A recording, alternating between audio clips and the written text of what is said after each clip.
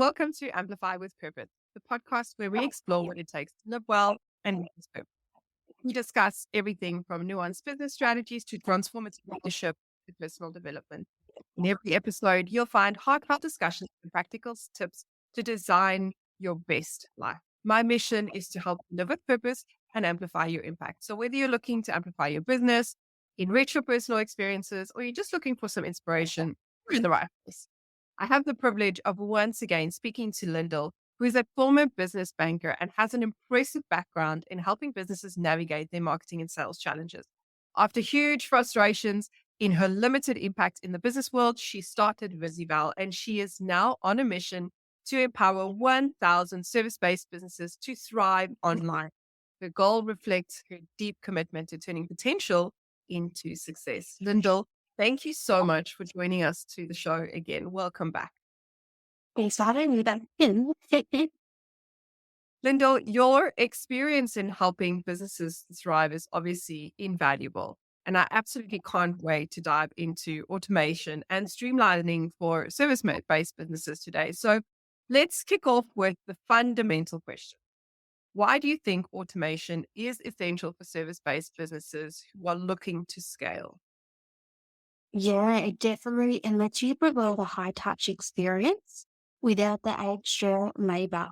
So especially that being able to provide instant changes and instant touch points with customers can really help them feel that they've made the right decision and stop them having any like buyer remorse Mm. and just make them feel a lot more connected to you and your brands. Absolutely. I think it's important to note that what Lyndall said is it's high touch, but when you automate, it enables everyone to experience that touch. Whereas if you are doing it manually, you're limited to either your time or the number of people you've got in your team. And automation allows you to expand your impact and your touch with people who are buying from you, which I think is amazing. And when you're able to do that consistently, you're able to scale and grow your business. So, Lyndall, how do we balance automation with the need to maintain personal touch? Yeah, so there's a few different ways you can do it. It all depends on the type of automation you're doing. But for some of them, such as email marketing, you can segment your list based on their behaviors and what interests them. So in that way, you can target them with things that interest them. So just say you offer 6 different services and they're only interested in one, you can just send them that targeted about that specific service. And that then still was personalized because you add their name to it. So it's addressed directly to them around on their interests. So I think it's important what Lyndall's just said that we note that email marketing is not dead. It's extremely powerful. But B, you have to understand who's in your list. So segmentation is only possible when you understand the people, their preferences, and the behavior. And this is where data is so powerful. It's not about the sheer volume of data that you have, but it's about the insights that you get to extract from the data, which gets me really, really excited because then it's like, okay, wait, Odette actually did not click on this link, which tells me she doesn't like this or she's not interested in it. What does it mean? She clicked on this thing, which with reason, I can assume that she's interested in this thing. So without me ever having to speak to Odette, just by looking at her behavior, I can deduce some things. And this is where insight comes in. And when I use that insight, I can now say, well, Odette, I noticed that you like this thing. So I'm going to share with you information and valuable insights about this thing and take you along the buyer journey, which Lyndall has spoken about in a previous episode. How we take people on the journey and keep them engaged so that they become buyers. And it's not about a spray and pray. Don't send one email to everyone, please, guys. It's terrible. I have the delay, delete. My clients know when I say delay, delete, they're like, oh, we got you. Because you get spammed by these people who send you these impersonal emails. Your name is on it. But like, you read the stuff and you're like, no, surely you didn't think this was for me. And then I delay, and then I delete because I actually do not have the mental capacity or time to go through this nonsense. And that's the way that you then burn your email list because you've automated, but you didn't take the time to think through the strategy of automating. So, Lyndall, what are some of the client interactions and touch points that lend themselves to automation? So, we've mentioned email marketing. What are the other things that can be automated? Yeah, so there's a few different things you can do. So obviously, one of them is putting them on your website and lead magnet or free resource that gets them onto your email list. But Mm. as soon as they sign up, you can send them a nurturing email sequence of say 5 emails, warming them up, showing them that you know what you're talking about, showing some examples, and finally making them an offer. So that's one of the most common ways. But some of the ones that aren't actually done, just saying you have an online booking tool like a calendar year. Most people just send a generic email. Here's the link, here's your time, see that. You think what you can actually do, that is a perfect opportunity to resell your customers. So when they book a call with you, they are super excited. So you can send them resources to keep them excited, to keep them learning more about you, to show them case studies. Or my favorite is actually putting a video in it. Mm. That's a video of sales later, talking them through how you can help them achieve their desires and getting them really pumped up. So when you meet with them, they've already provided all the details about everything you do. So then you can just have good human connection in your calls instead of sleazy sales calls. That's it. Perfect missed opportunity. I love that. No sleazy sales calls, guys. Go and record a video. And some other ways are I use my CRM software that is still has a lot of automation. So when someone signs an agreement with me and pays the deposit, they get sent welcome emails. So they know it's worked. I've got congratulations, you're one step closer. Like, Mm. just helps them prevent that Yeah, buyer remorse and regret from making that big decision working with you, like the investment. absolutely. And it is about the reality is we regret the sale the minute we've made the payment and you don't get an email to say successful or thank you or welcome, or then we're like, oh, I mean, is this a real business? What have I just been scammed? And Yeah. it's such a simple thing to do, but the impact of doing that one email actually is huge. Yeah. Yeah, it is.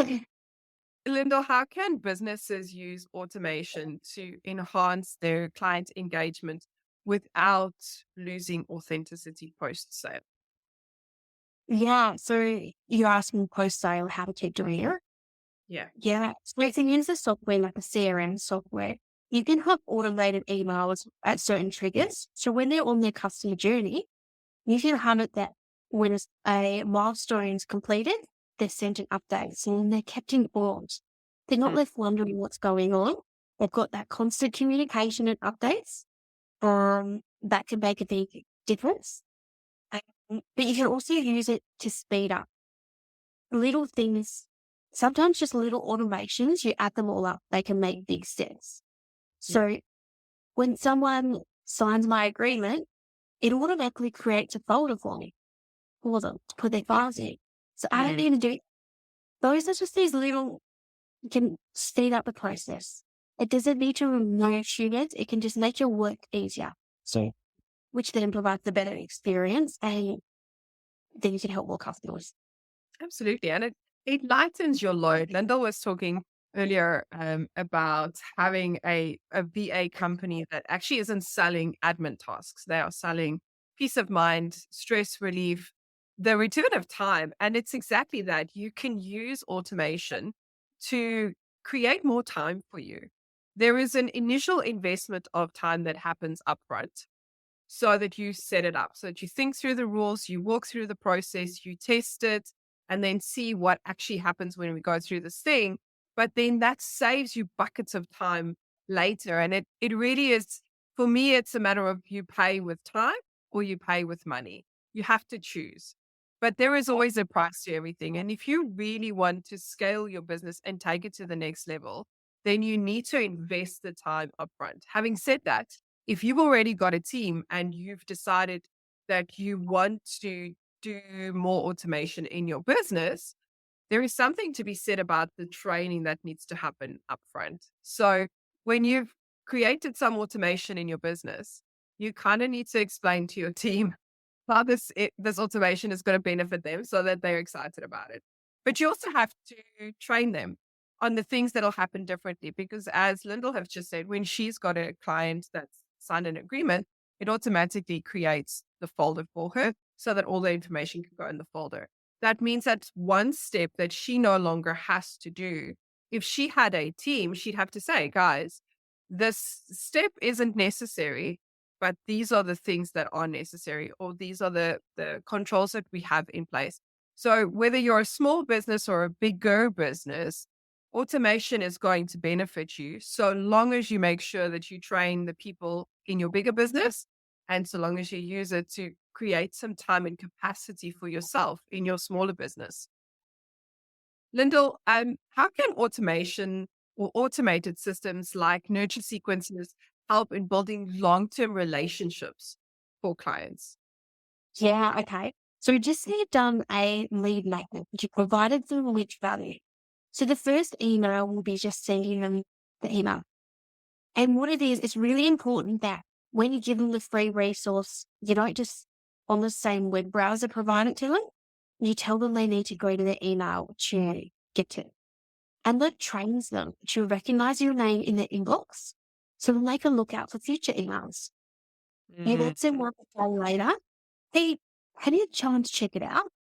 In those aren't just basic emails. You're also just selling them on the service about how it's going to help them achieve results and really mm, speaking to their desires, how this is just step one of how we'll help you get results. And then hinting at, well, we can help you in more ways, but that's to come. And then you can introduce yourself and build a personal connection.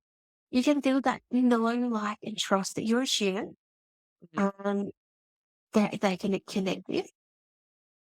You can then start talking about your services because they know you, they have seen you've provided value, and in that resource, you've shown you're an expert.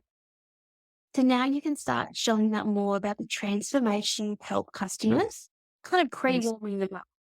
Yeah, nurturing them, and then you can do on sales email saying, here's an offer, limited offer just for you.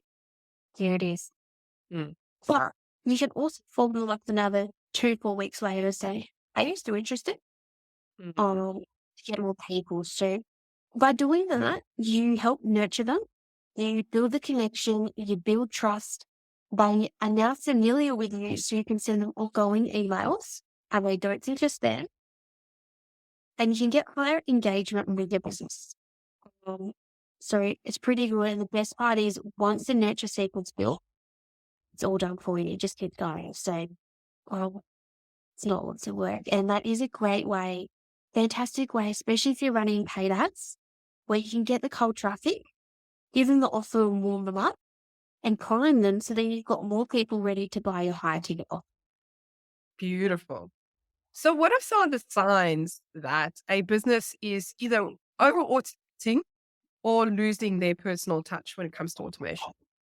Yeah, so you can check the stats of some are harder to see, but ones like email marketing are perfect where you can see how many people have opened your email. Mm, Because if it's got a really low rate, they either don't trust you, you've burnt that bridge, or um, it's not engaging.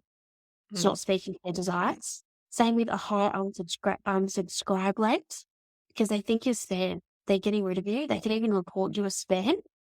Those are major flags you've over automated and you're missing them up. mm, Other ways are sometimes if you over automate your customer journey, things can get missed and things can go haywire. Um, mm, so I do know as well, another one is when I started my business, I had a business coach provide me some templates to use that like a welcoming email, and they were completely not my brand voice. I didn't realize at the time I used them. And then I was like, oh, this is not the customer experience I want to provide. And I'm sure that can damage you as well, can damage your relationship. Um, mm. and turning them off you. I think it's a very important point because I made that specific mistake myself. When I first started my business, I had this amazing coach. And of course, when you get this amazing coach, everything they say is gospel. And you're just like, yep, yep, yep, yep, yep. That makes sense. We're going to do that thing. Well, Unfortunately, they are not me. And yes, and we have, we have a different energy, we have a different vibe, and we have a different perspective on the world. And I've had to learn over time through many mistakes that actually, yes, there are principles in that work. And this is yes, what we've done. She shared with us the principles. I think the important thing for business owners is to take the principle of automation and apply it to your business in your context and in your style. Often when I speak to my clients, one of the first thing I'll say is, I'm going to give you my words. These are my words, and this is what I say. Now you need to take those words and go and apply it to your context. Use your language, use your vibe, and make sure that you apply it to what works there. Because what works for me may not necessarily work for you because we have different businesses. And even if it's the exact same kind of business, we're different people and we have different brand philosophies. So it will always be different. This thing that you're the same as another marketer, that's by choice. That's when you copy and paste. And what Lyndall is saying is, yeah, we are all of us are automating our emails, but the way we do it, the words we use, timings, the things we include in there is what makes us different. And if you remember the first, I think, episode, Lyndall spoke about creating your brand message. So, what is your brand strategy? And then using that strategy to create your website, which we spoke about in the previous episode.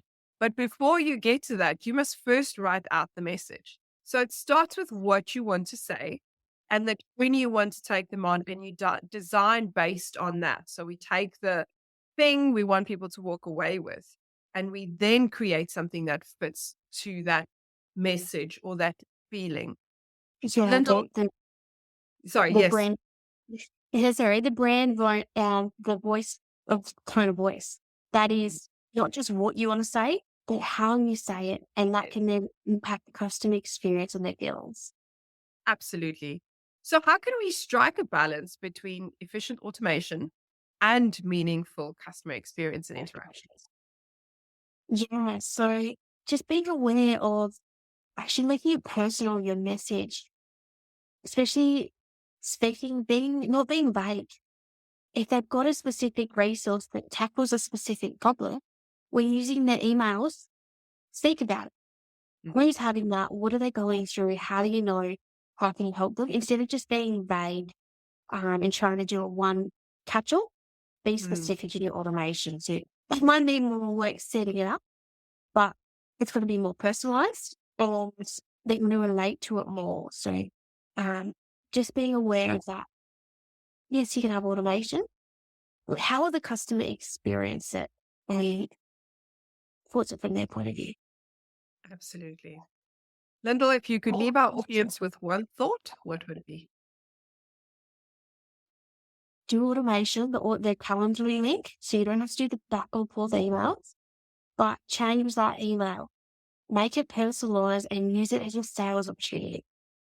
I love that. That is probably, I agree. That's also one of my best tips from today's show. Lyndall, thank you so much for sharing your expertise on automating. It's clear that technology can significantly enhance efficiency and maintain a personal touch when we apply it appropriately. As we wrap up today's show, I encourage you to reflect on how you can integrate automation into your business and then make sure that you preserve it authentically. You need to say it the way that you would say it and apply it in a context that applies to your business. Small changes can lead to remarkable results. Thank you for being part of Amplify with Purpose. If you've enjoyed today's episode, please make sure that you like, follow, share, and subscribe. As usual, sharing is caring. You know somebody who needs to hear this, so please send this episode to them. It will help us to amplify our impact and help other people amplify their voices and their purposes. Remember to join us next week for another inspirational conversation with some other expert in some amazing field. Until next time, take care.